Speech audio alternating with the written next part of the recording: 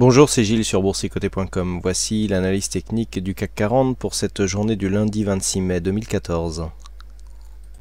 Avec aujourd'hui la confirmation que nous attendons depuis maintenant plusieurs jours, ça fait plusieurs jours que je vous en parle, que malgré les attaques, je continuais à rester plutôt sur une sortie par le haut. Cette sortie arrive aujourd'hui.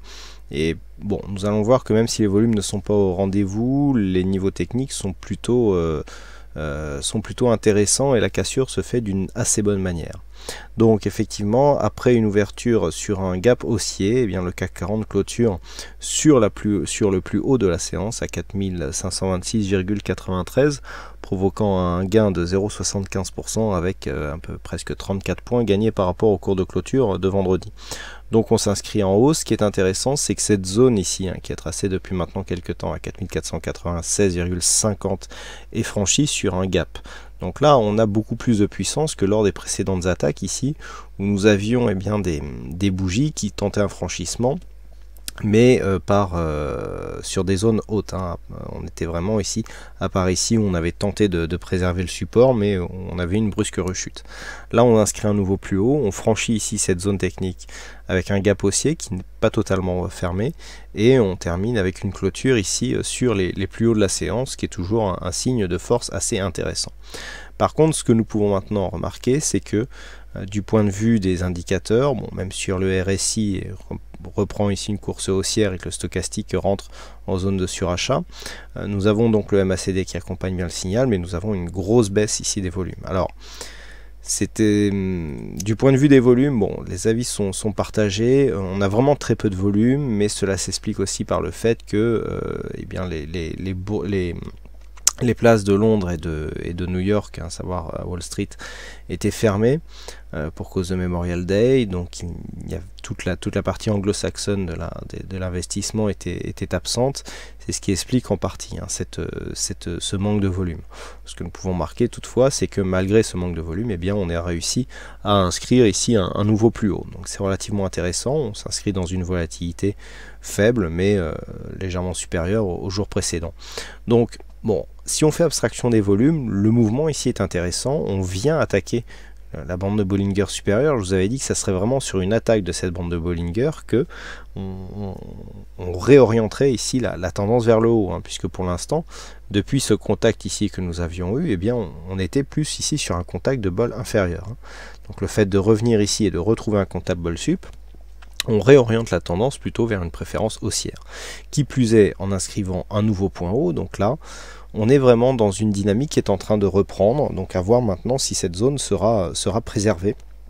Et c'est tout l'enjeu donc qui nous attend sur ces prochains jours, d'autant que sur divers indices, ce signal est confirmé, tant que ce soit sur les cotations futures ou CFD du S&P 500 ou du Nasdaq. On constate qu'il y a une corrélation donc dans cette zone cette phase de cassure, et que cette cassure du coup peut être pérenne. Donc là, ce qu'il faut surveiller pour la séance de demain, c'est ce gap ici, cette zone technique 4496,50. On voit cette zone a vraiment servi de support sur cette phase. Le plus bas du jour se situe à 4496,43. On est vraiment au dixième près là. Donc c'est vraiment cette zone qui techniquement maintenant va donner le là. On a ici un gap qui est presque refermé, puisque le plus haut se situe à 4495,76. Il n'y a même pas un point sur la clôture, donc c'est une feuille de papier à cigarette là, que nous avons par rapport à la tendance que nous analysons.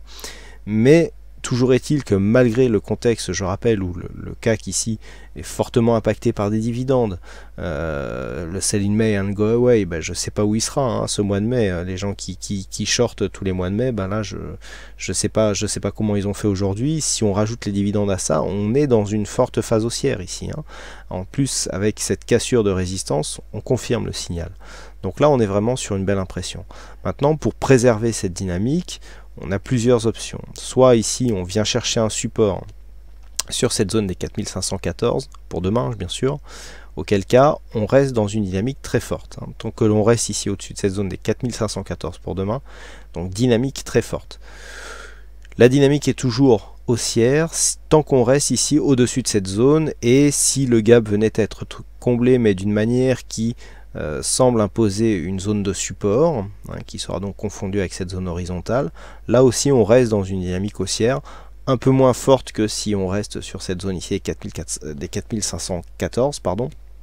Mais on reste tout de même sur une dynamique, hein. On aurait ici phase de cassure, retour ici d'une résistance comme zone de support, et ensuite on peut confirmer à la hausse.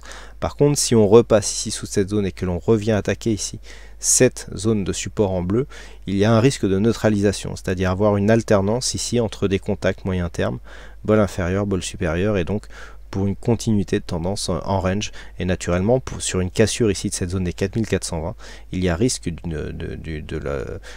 il y a un risque baissier, donc il vaudrait mieux pas que ça arrive demain, hein, puisque ça ferait une belle amplitude, mais dans les prochains jours, c'est la zone des 4420 hein, qui fera office de, je dirais, de niveau d'alerte pour un retournement de la tendance court moyen terme. Voilà donc ce que nous pouvons dire sur cette analyse technique du CAC 40. Alors aujourd'hui, il y avait un fixing, c'est Titi qui gagne à cette session. Bravo à toi Titi, et puis quant à moi, il ne me reste plus qu'à vous souhaiter à toutes et à tous une bonne soirée.